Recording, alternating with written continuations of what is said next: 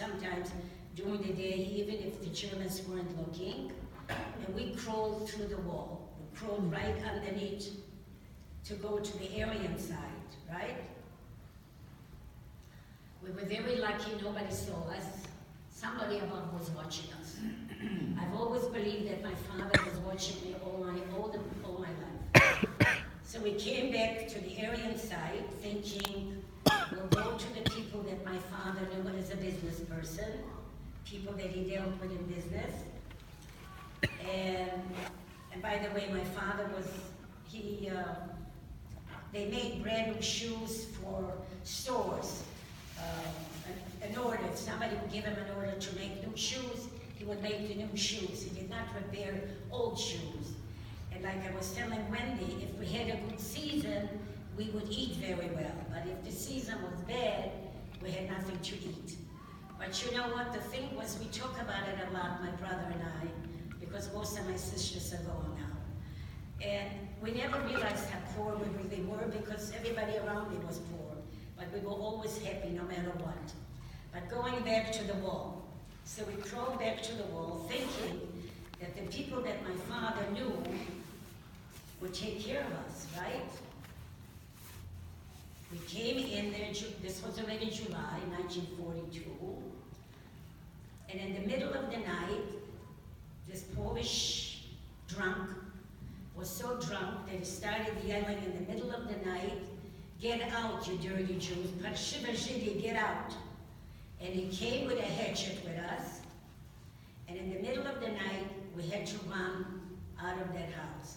Because if the Germans would have heard that, he probably would have told the Germans that they're Jews, that we are Jews. We ran in the middle of the night to a cornfield. We hid in that cornfield overnight. And then the following morning, my oldest sister Hannah decided that we should go by train to the small town of Demblin, where my mother and father were originally born, hoping they would find relatives there, because Warsaw was all gone, especially during the uprising in 1943, when the Jews did the uprising. They destroyed the ghetto, and then the bombing, the Warsaw was completely destroyed. So we decided to go to the small town in Demblin. While sitting on the train, there were Nazis, Gestapo, the whole everybody. And now remember, I did not go to school. I did not learn Polish. I only spoke Yiddish. Had I spoken one word of Yiddish on the train while we were sitting with my sister and brother, I couldn't open my mouth. So for over an hour, I sat on the train pretending I was a mute. Did not open my mouth because I was afraid they might notice an X, that I spoke Yiddish or whatever. So we finally get off the train, all of us pretending that we were not Jews. My sister still had the crosses, and we pretended we were not Jewish. We get to Demblin, asking where all the Jews were, and we get there, and all the Jews were lined up in the square, the town square. The Germans were taking them away. They were cleaning out the Demblin ghetto too. We were hoping that we would find somebody, at least some sort of a relative. But the only one we found was my mother's brother-in-law, who was still in the ghetto. And he recognized us, he knew who we were, of course. And he had told the Jews that the Jewish people would not allow us to go in with them because they thought we were not Jewish girls. So finally he convinced them to go, to let us in. So we got in with all the Jews, we took off the crosses, we got rid of the crosses, and the Germans came and put us all on trains, on boxcars. That was July 1942. We were put in a labor camp. In the camp that I was, there were 11 children. I was the oldest among the 11. As a matter of fact, there was one child born in that camp still. The camp was, the women and the men worked at airports, building airports for the Germans. The women went to the gardens to raise food for the Germans, growing potatoes and vegetables. I stayed mostly in the camp, trying to avoid the Germans as much as I could. So I was hidden, not quite hidden, but I tried to avoid them. So I stayed in the barracks. In other words, I didn't want them to see me out in the yard of the camp. And when the women came back, my sisters, at that point I was with my sisters and my brother, and I was one of the lucky ones. Not too many survived with 4 sisters and a brother. I was very, very lucky. So in that camp we stayed for 2 years. The food was awful. We got soup one day, a piece of bread, and the soup contained mostly cabbage, turnips, and white worms. And I think about that. But we ate it, because if you didn't eat, you would starve. So we ate the soup, we drank the water they gave us, and so for 2 years, I lived in that camp. And the 11 children were still there in that camp. They did not kill those children. Then as the war got closer, as the Russians were coming in, the Americans had gotten into the war already.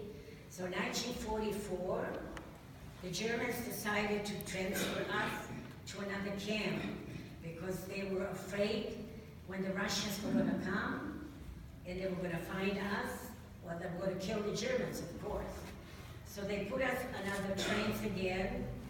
This was worse than the other train because the boxcar was completely locked, very crowded, no sanitation, no water, nothing.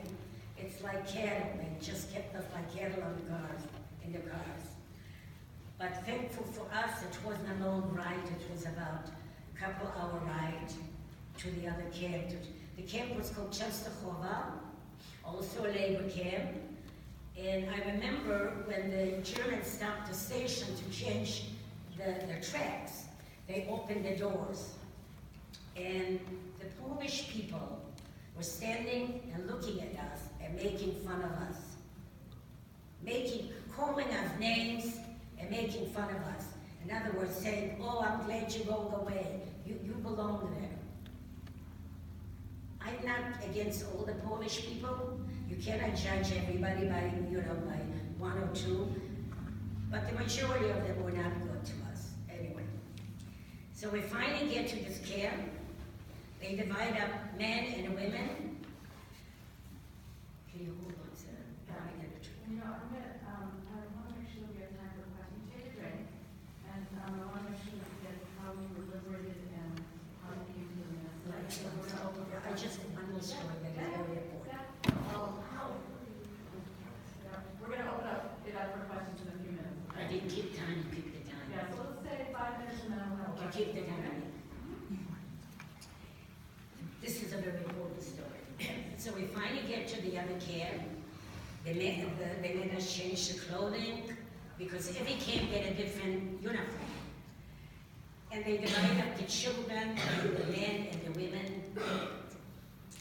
And I saw where the women were going in the barracks. The men, I didn't see where they were going. They lined up the 11 children, and this little baby that I was told that was already maybe 2 years old by then, or a year and a half. And I was the oldest of the 11. And at that point, I was already 11 years old, almost 12. And the German soldiers yelled at me, "Schmeiß das Kind weg, throw this child away." And of course, I wasn't going to throw the child away. So I put the child down, a little girl, I put it down on the ground. And that same German that told me to throw the child away, told me also to run away. Mind you. So where did I run? I ran to the dirty clothing that the women had taken off, which was a pile of dirty clothes, or all the dirty uniforms, which were, you don't even know what they were like. And at the same time, the soldier who told me to run took a machine gun, lined up the 11 children, and killed them right in front of me.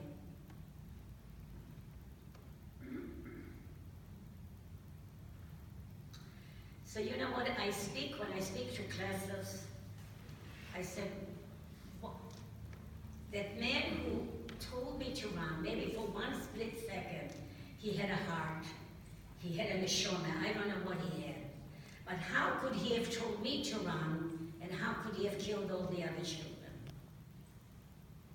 Just like that, like this. So when I finally got dark, I went into the barrack, and when I came into the barracks, of course, the mothers started yelling at me.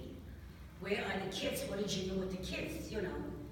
And I don't know, I was bright enough, I guess, at age 11, almost 12, I guess. I said, I don't know what happened to them. I think they knew. They didn't have to be told. So that was a very, very sad story.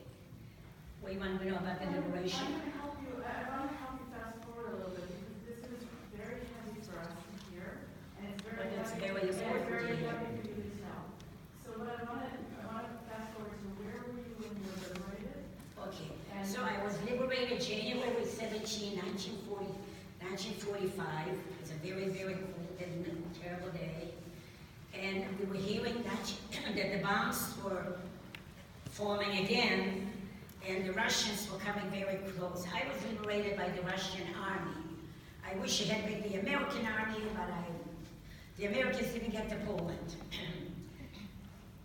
So finally, January 17th, the gates were open in the camp.